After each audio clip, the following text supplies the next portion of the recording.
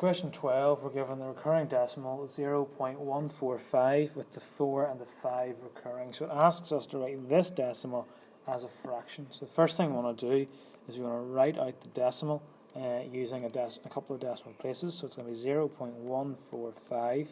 Only the 4 and the 5 recur, so it'll be 45, 45, 45. So we don't need to keep writing it out because we get the idea. The 4 and the 5 are going to keep repeating. What we want to do now is we want to be able to multiply the r by 10 or by 100 or by 1,000, whatever it is. We need to make sure that the 4s and the 5s are going to line up. So if the 4s and 5s are going to line up, then they can cancel, which will mean we'll be able to write a fraction. So if we imagine multiplying this by 10, then we're going to have 1.4545, etc. So the 4 is going to be under the 1, the 5 is going to be under the 4 will be under the 5 will be under the 4, etc., etc. So you'll see that there the 4s and the 5s won't cancel.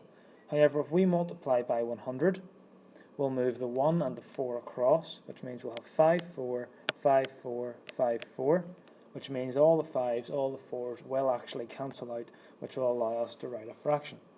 So if we have 100r, we're going to say that that is equal to 14.5454545455, and again that's going to keep going. What we now want to do is we want to start to write this as a fraction. So if we do 100r take away r, which will give us 99r, then we'll see that that's going to be equal to 14.4. And that's because all these 5s and 4s are going to cancel,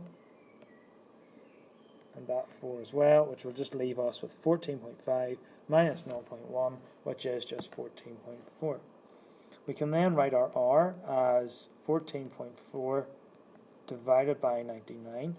Now we can't leave a decimal in a fraction, so we can change that to 144 divided by 990. And then in an exam, if you wrote 144 divided by 990, you would get the full marks, but if you wanted to simplify that, you can divide through and get 8 over 55. But as I said, 144 over 990 is perfectly fine, and that will get you the marks.